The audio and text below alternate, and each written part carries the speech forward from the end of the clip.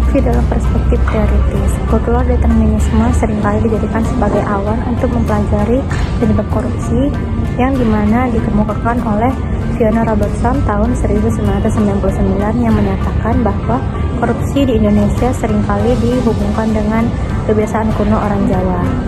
Yang pertama adalah teori GON oleh Jack Bologna. Jack Bologna mengatakan bahwa korupsi terjadi karena adanya keserakahan atau greed, kesempatan atau opportunity, keinginan atau needs, dan pengungkapan atau expose.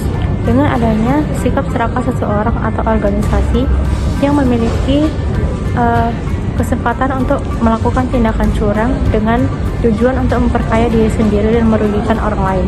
Yang kedua adalah teori CDMA oleh Robert Klitgard. Robert Klitgard atau bisa disebut CDMA yaitu Corruption, Dictionary, Monopoly, and Accountability. Dapat disimpulkan bahwa korupsi terjadi karena adanya faktor kekuasaan dan monopoli yang disertai adanya akuntabilitas. Faktor yang ketiga yaitu teori Fraud Triangle Donald and Pusey.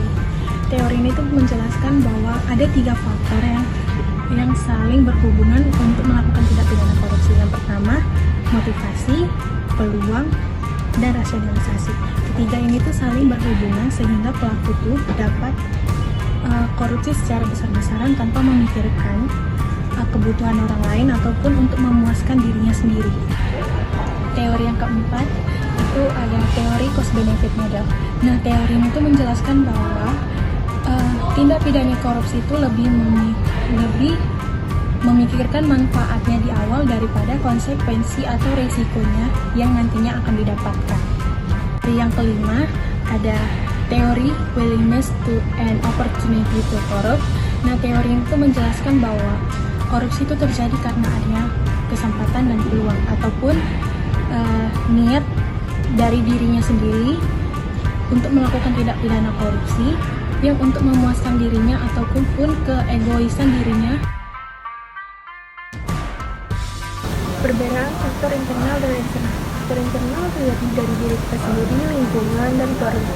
Sedangkan faktor internal terjadi dari kepentingan politik, budaya, dan organisasi yang sistemnya kurang akurat. Faktor internal terjadi korupsi. Yang pertama itu sifat serakah manusia, merasa tidak berkecukupan dan memiliki hasrat untuk memiliki segalanya. Jika hal ini tidak dapat dikontrol, maka akan terjadinya korupsi dari diri kita sendiri. Yang kedua itu gaya hidup yang konsumtif. Kami orang yang memiliki gaya hidup konsumtif agar diterima di lingkungan sosial. Padahal hal ini juga dapat memicu terjadinya korupsi. Yang ketiga itu golongan dari keluarga. Banyak orang yang memiliki jabatan tinggi itu menyalahkan jabatannya untuk melakukan korupsi. Bahkan pelaku korupsi ini memiliki dorongan dari keluarganya. Faktor eksternal penyebab terjadinya korupsi. Yang pertama itu aspek pemahaman masyarakat. Masyarakat kurang memahami apa itu korupsi, sehingga masyarakat tidak sadar bahwa mereka terlibat korupsi. Aspek pemahaman masyarakat ini termasuk teori cost benefit model.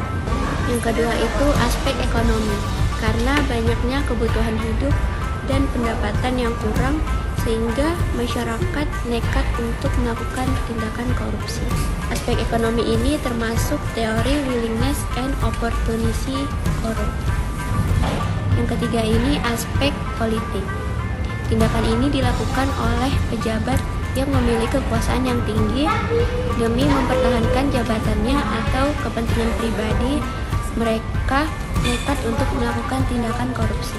Aspek politik ini termasuk teori CDMA. Aspek organisasi, karena pemimpin yang tidak dapat diteladani dan tidak bertanggung jawab, maka ada seseorang yang nekat melakukan tindakan korupsi. Aspek organisasi ini termasuk ke dalam teori GON.